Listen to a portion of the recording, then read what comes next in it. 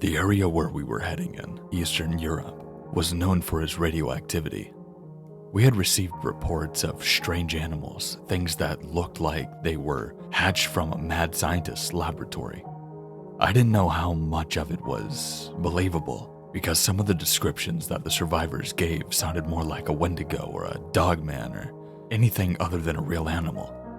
I figured that in the heat of the moment and under attack, their minds were likely twisted from the true form of these animals, horrifying as they were, into something truly nightmarish. There were 3 of us heading into the dark Eastern European forests.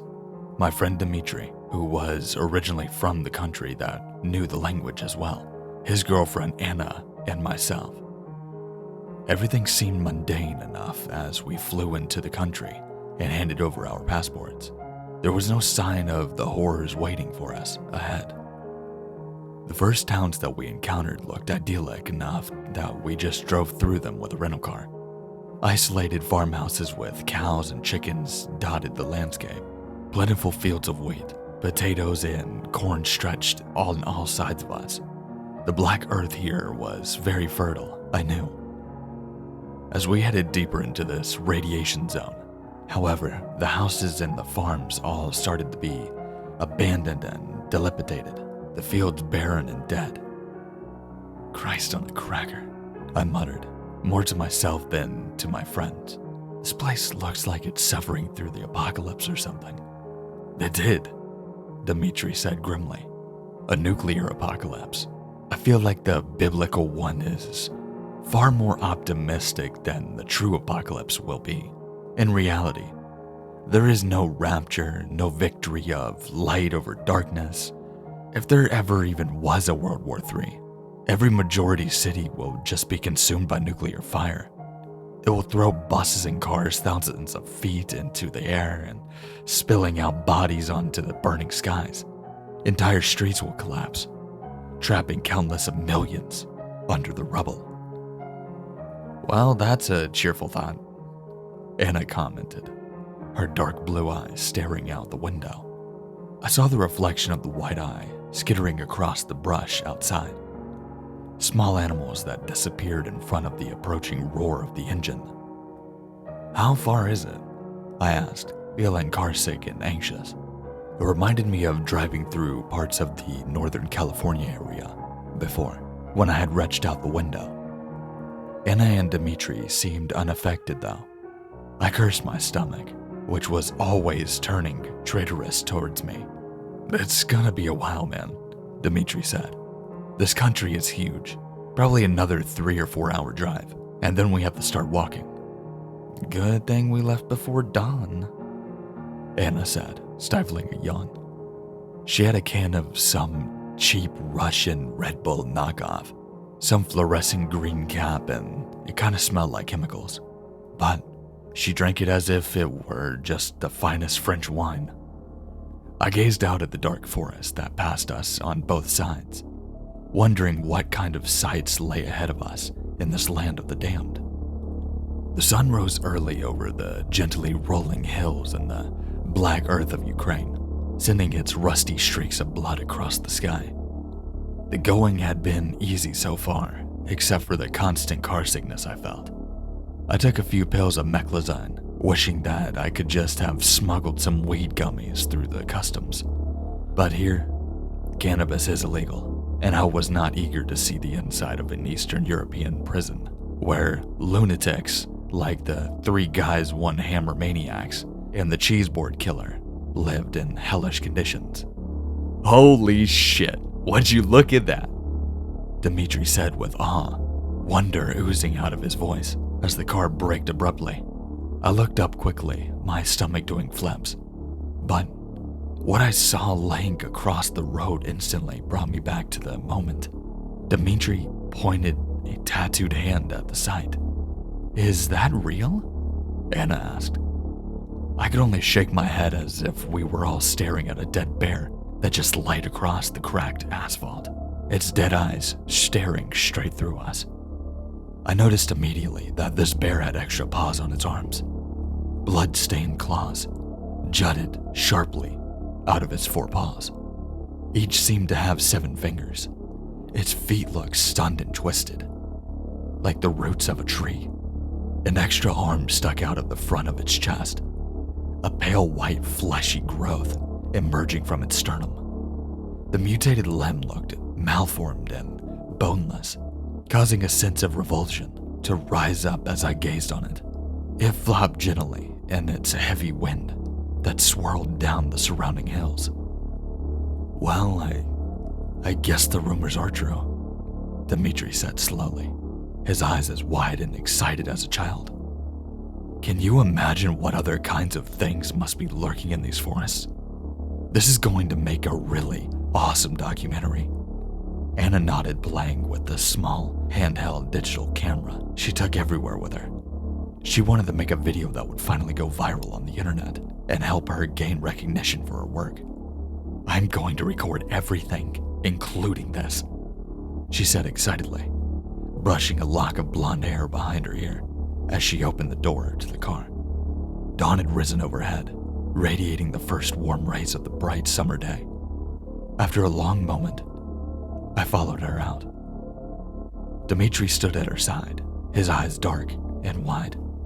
He ran trembling hands over his shaved head as he looked down on the enormous bear. Anna zoomed in with the camera, kneeling down before the still beast. Her finely formed fingers shook with excitement as she drew within inches of this corpse. I wondered how the bear had died, as I didn't see any signs of injuries or anything on this creature's body. The next moment, I saw it blink. I backpedaled away, giving a hoarse, guttural shout of warning. Anna was busy staring at the screen of the digital camera, scanning it across the bear's big extra fingers and limbs. But the panic that swept over Dmitri's face showed me that he too had seen it. He grabbed Anna's arm, dragged her back with sudden fury. She stumbled, her legs crossing under her. She crashed into him, and they fell back together. A moment later, the bear came to life, its bones cracking as it twisted its head to look at all 3 of us.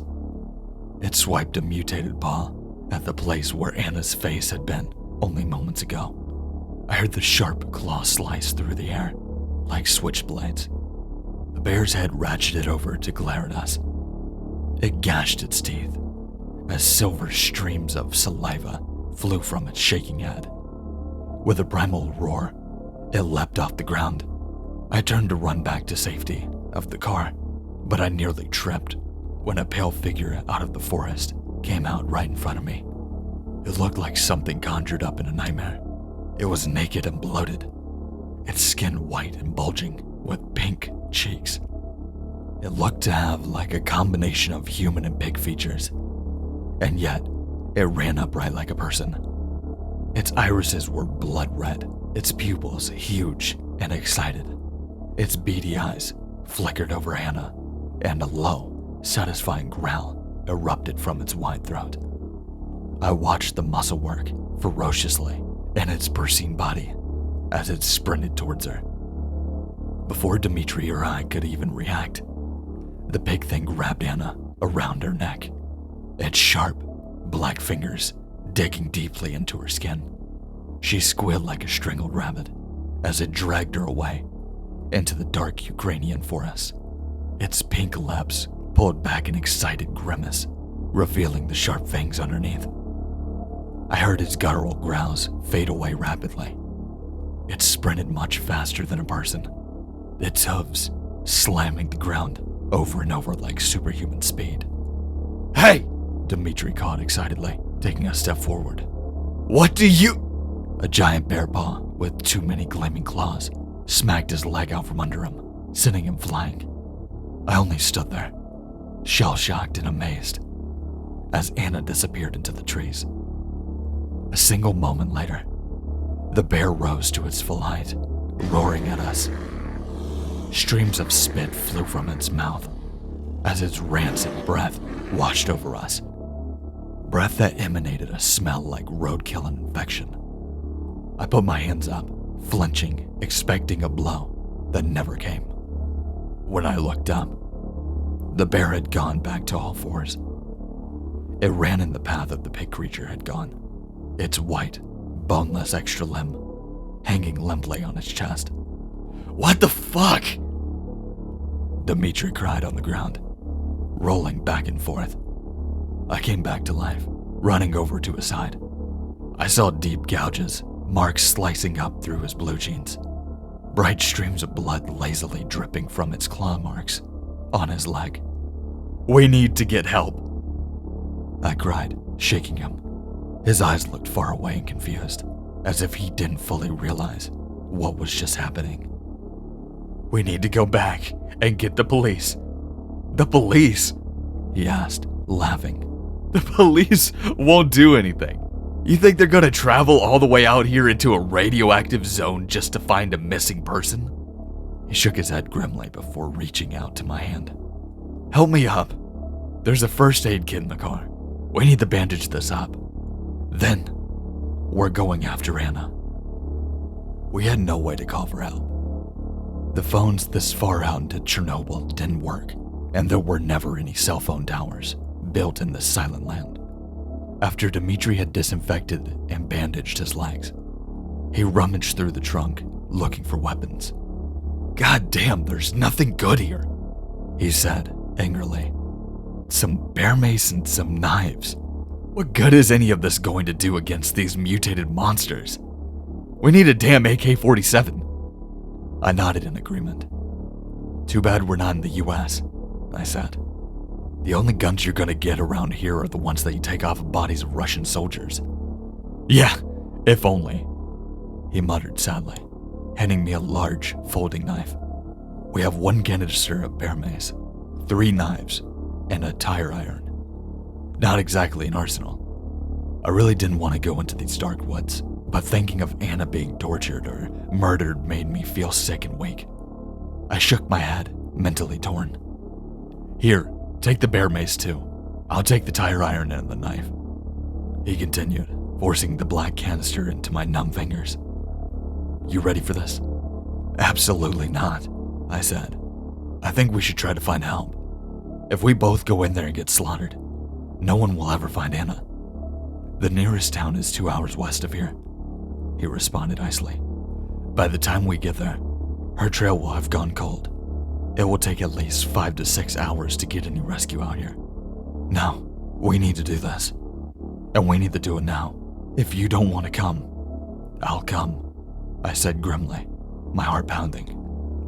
Fuck it. Dimitri had a sad history as a child, living in Ukraine. He had been kidnapped by an insane neighbor and kept in a dirt pit outside for weeks, wallowing in his own piss and shit, slowly starving. He said the man would have thrown down a stale crust of bread and rice cakes into the mud and human waste every few days. Dimitri would pull the food out, wipe the feces, and eat it. I shuddered remembering those horror stories that he had told me. I knew he had a personal reason for making sure Anna was not subjected to the same endless suffering, even if it meant for his own death. The bear and the pig creature had left a clear trail of broken brush and snapped twigs snaking through the forest. Side by side, we moved cautiously ahead, constantly checking our backs, but we saw no signs of movement and heard nothing. Up ahead, the trees abruptly opened up, letting golden sunlight stream down. Blinking quickly, we left the forest behind. We walked out into a field in the middle of the valley surrounded by tall, dark trees. Grass and weeds rippled in waves as the wind passed us. Formed a semicircle in front of us, human skeletons lay endlessly, dreaming. They stared up into the vast blue sky with grinning skulls and empty sockets. Some still had putrefying strips of flesh and ligaments clinging into their bones. Animals had scratched some of the bodies, but others lay complete, like corpses in a tomb. Human skulls, leg bones, and arm bones lay scattered haphazardly across the field, their surfaces yellowed and cracked with age. It looked like a bone orchard. "What are we looking at right now?" I whispered, furtively glancing around the field of bones. An insane part of my mind wondered if they might rise from the dead and come after us. Compared to what we had seen in this place of nightmares, it didn't seem far-fetched. Dead bodies, Dmitri said grimly. Victims of the nuclear accident? I asked. He shook his head, pointing at some of the fresher corpses nearby. Their throats looked like they had been ripped out, the bones of their necks showing deep bite marks.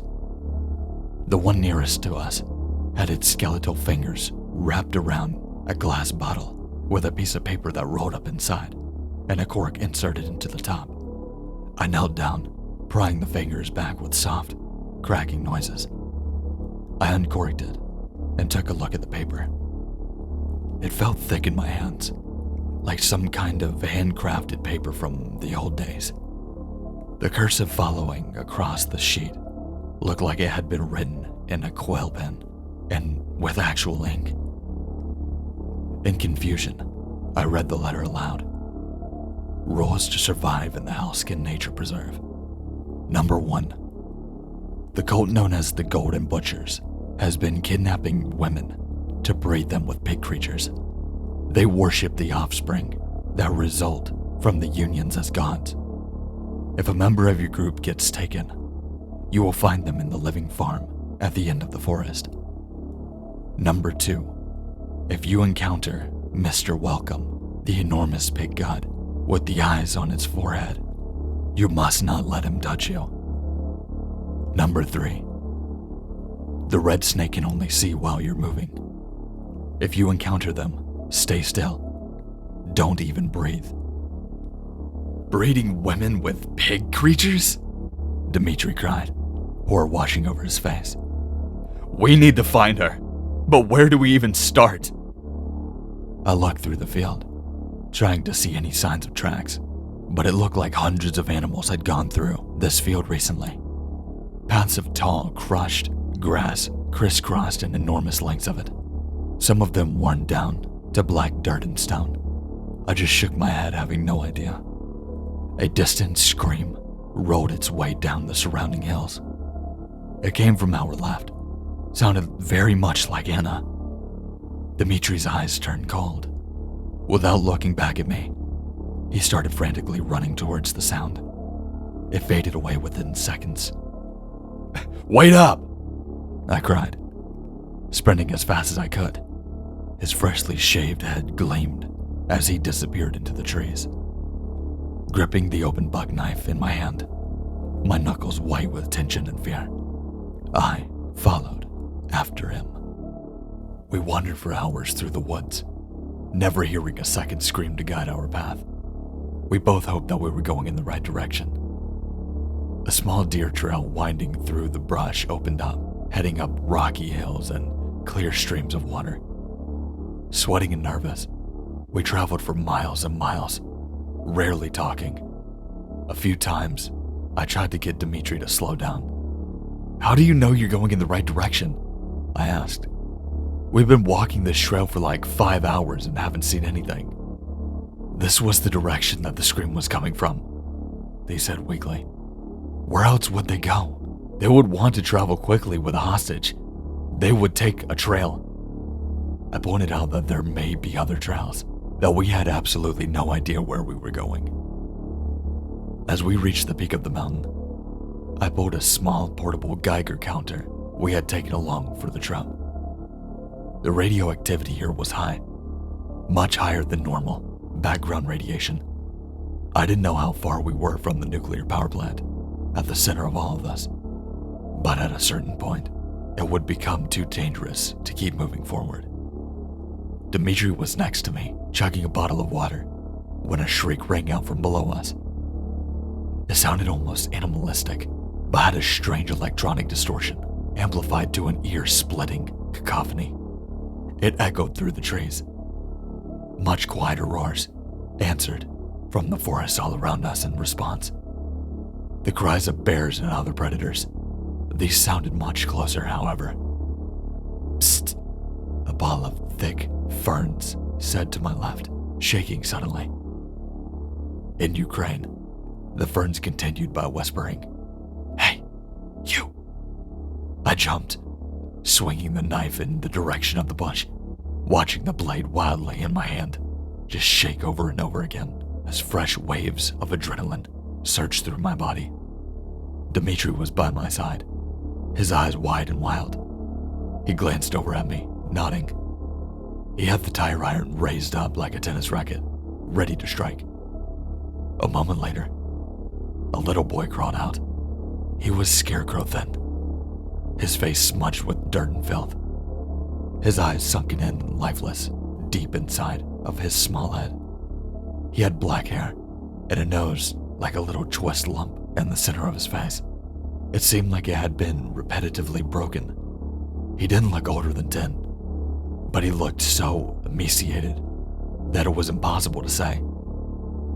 The rags and tatters he wore barely covered his body, and the boy was almost in his Genesis suit.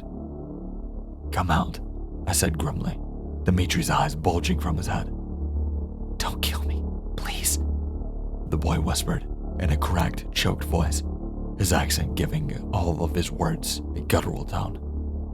"Take me out of here. My mom and dad brought me here. They were part of the Golden Butchers, but a couple of months ago, they got sick and died from all of the poison in the water and the food." "Who are you, kid?" Dmitri said, reaching down and pulling him up to his feet. I watched the boy closely, the bear mace in one hand and the knife in the other, looking for any sign of sudden violence or betrayal. "My name is Philip. I come from the farm," he said, pointing vaguely towards the tallest peak in the area. "You can't see it from here, but it's over there." Dmitri kneeled down until he was eye to eye with Philip. "Can you take us there?" he said. Philip's eyes teared up, but he slowly nodded. "If you will take me with you when you leave, I'll show you," he said, crying now. "But it is a horrible place. It is the place of Mr. Welcome." Philip guided us to the living farm, saving us a great deal of time. He navigated the forest like an experienced hiker, seeming to know the entire area from the smallest clues, a split, fallen tree, or a tree with whorl like an eye, or a sudden curve in a babbling brook. It saved us a great deal of time wandering through these woods, where everything looked exactly the same to me. "There," he said, pointing through the break in the trees to the farm. The entire top of the hill was clear of trees and brush.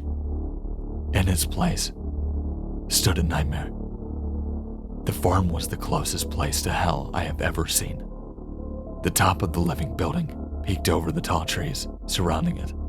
It had something like a bell tower on top of it, almost like a church might have, but instead of a bell, it was an enormous, bloodshot eye. The eye had an iris as red as a dismembered heart. Its pupil was dilated and insane. From here, the eye looked like it was about the size of a church bell. It had no eyelids. Strange white filaments, like those of a slime mold, surrounded it, trailing down into the building. I wondered if this was like an optic nerve for the great staring eye. The rest of the building was black as eternity, windowless and imposing. It had brutal architecture, all sharp angles and steep slopes. I watched the building and the eye closely. To my horror, I realized that the entire thing was alive somehow. The eye constantly spun in its place, staring out over the surrounding hills, like the eye of Sauron. The building constantly breathed. "Welcome," a hushed, distorted voice cried. The words seemed to come from the breathing and living walls of this farm itself. "Welcome, welcome, welcome." "What the fuck is this, kid?" Dmitri whispered hoarsely. "Where's Anna?" Philip shook his head sadly.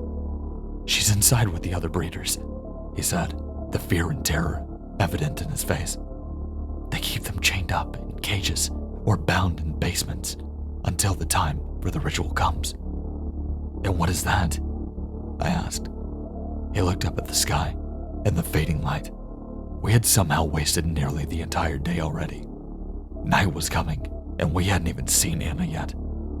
"At sunset," he responded. Dmitri nearly jumped up at that. "Sunset? It's almost here. We need to go," he cried, trying to be quiet. I almost wanted to laugh. "What are you gonna do, stab the enormous building with your knife?" I whispered. "We need a plan. Maybe we can burn it down But my words were cut off by the roaring of the building. Its scream echoed over the hills. It was immediately answered by countless others, including one that came only a few dozen feet behind us. I grabbed Dimitri's shoulder, my panicking eyes flickering in that direction.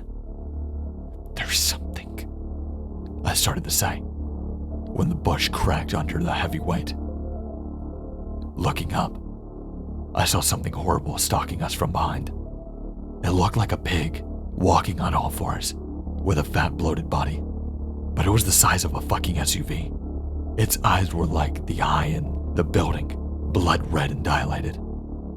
All over its body, hundreds of sharp teeth grew out from its skin, covering the pink flesh like tumors.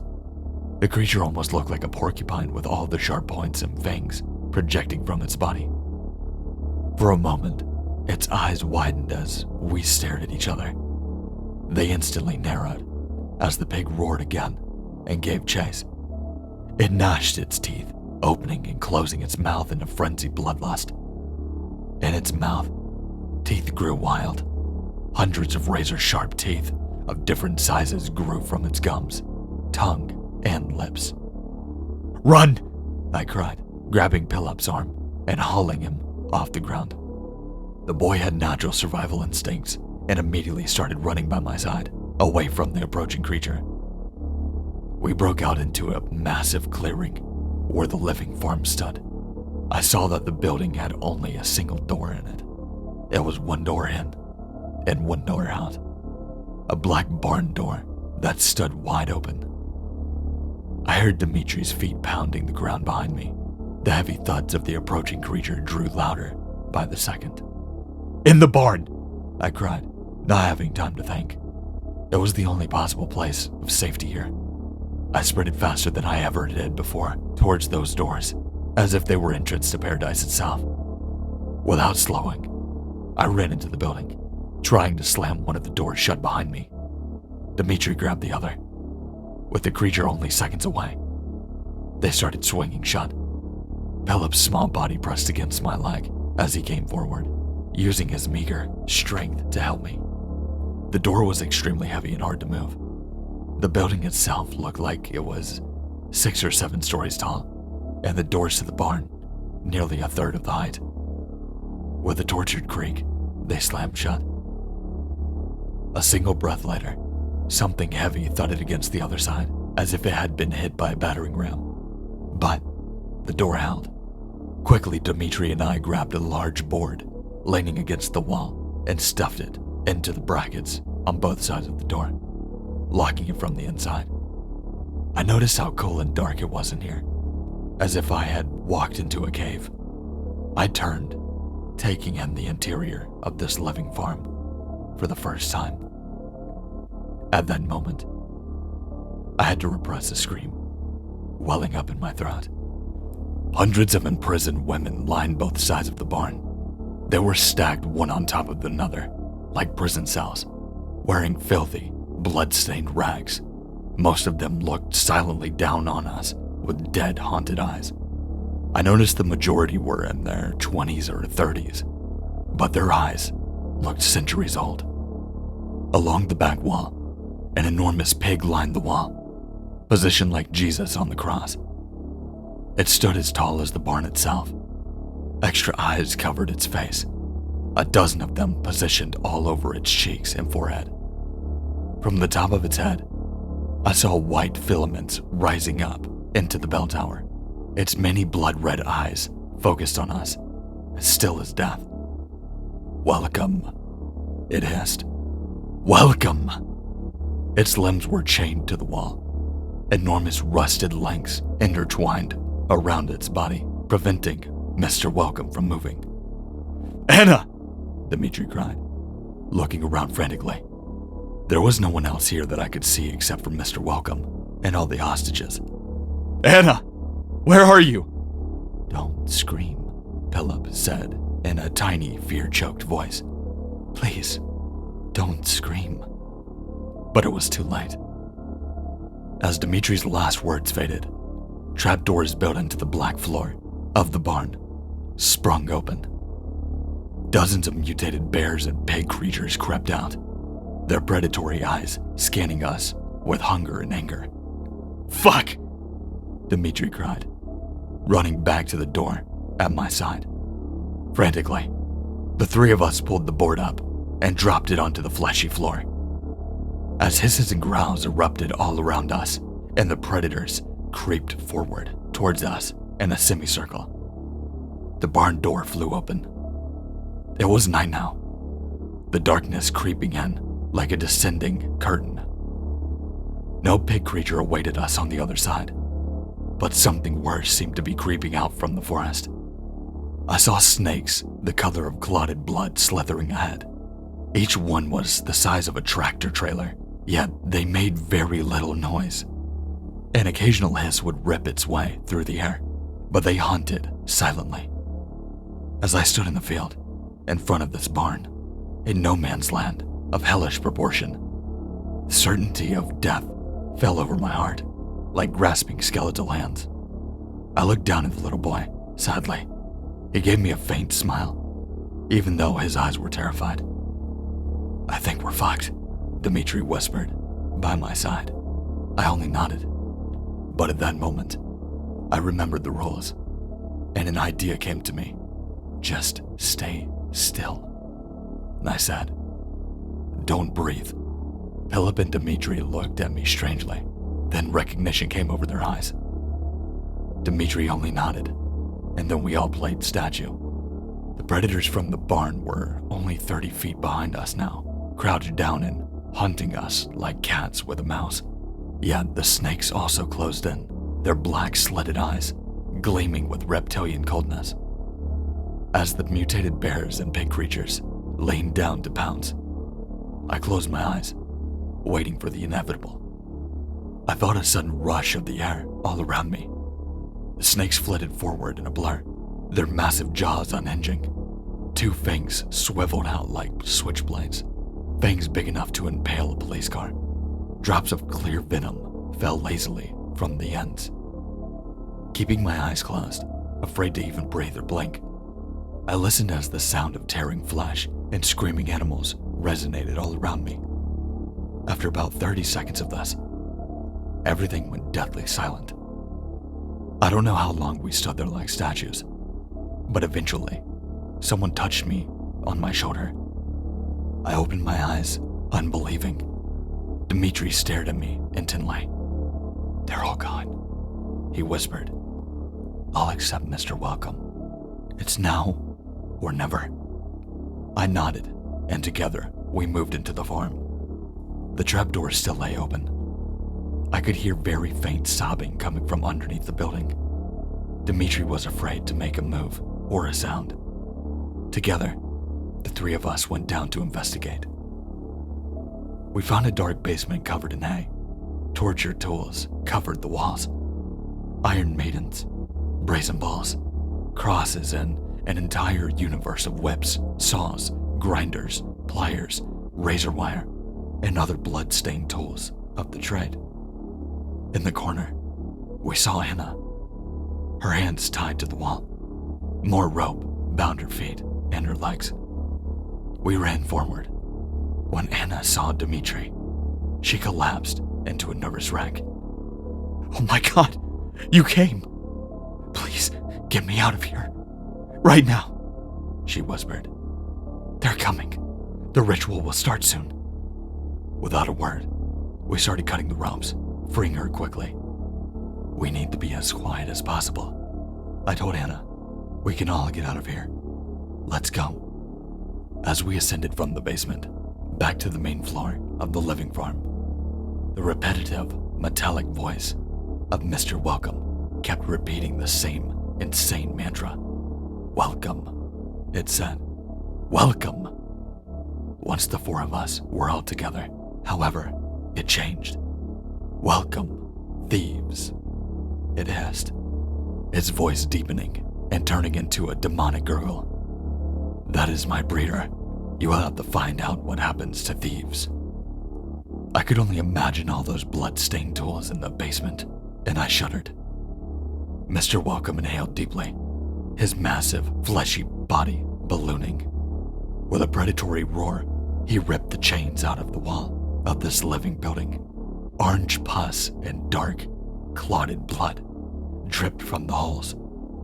The barn breathed faster and deeper, the broken walls vibrating and shimmering as new life and pain flowed into them.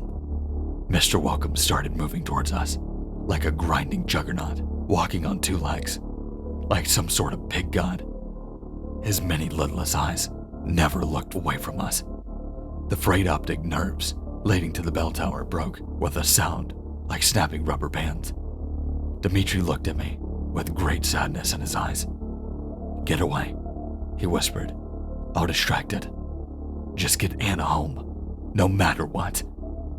Before I could respond, he ran forward towards this abomination, the small useless knife raised in one hand.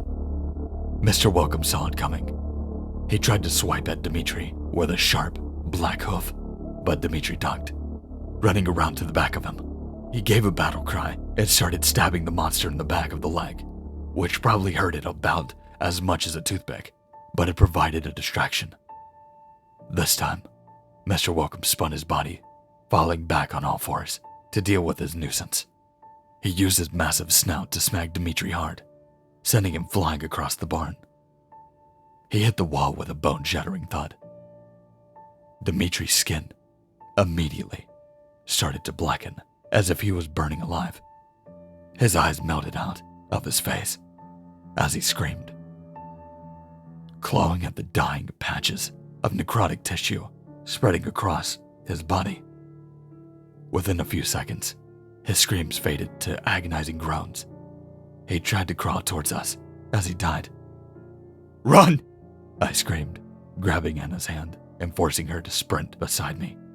Philip was already one step ahead of us, frantically trying to reach the shelter of the forest.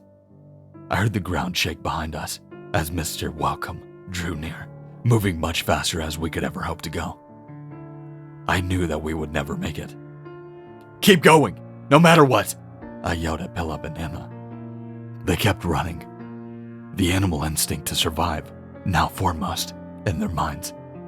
I had to suppress mine. I turned to face the creature, the evil pig god known as Mr. Welcome.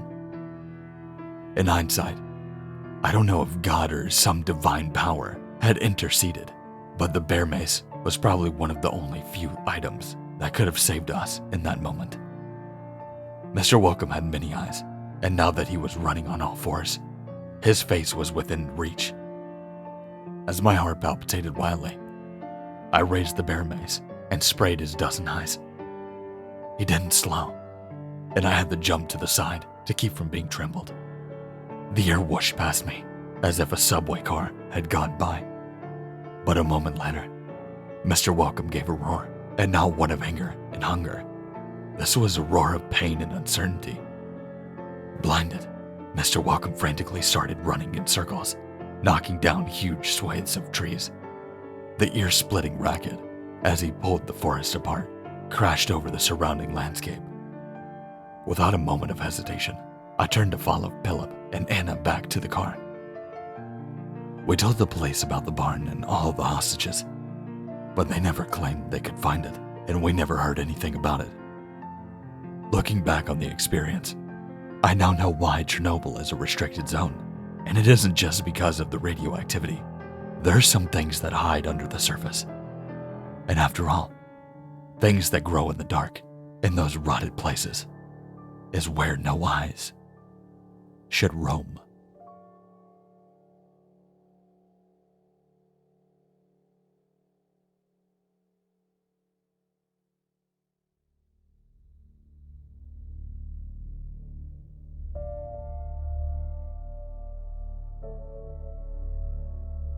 I've been wanting to do this story for a while, but I could just never really get into it until now. And I finally am getting a little bit of relief from my back, so it's kind of nice to actually be able to finally do this. If you like this and you would like to hear a lot more like this, make sure to like, comment, and if you're new to the channel, make sure to subscribe. I've got a lot of content, a lot more coming. I just ended up having to take a little bit of a break because I had a serious injury and I'm still not 100%. According to the doctor yesterday, he told me that it's going to be quite a few weeks. But with that being said, make sure to check out the links in the description, like Twitter, Instagram, everything like that, including the Gmail, yada yada, you know what to do. But with that being said, stay safe, stay scary, and I'll see you in the next one.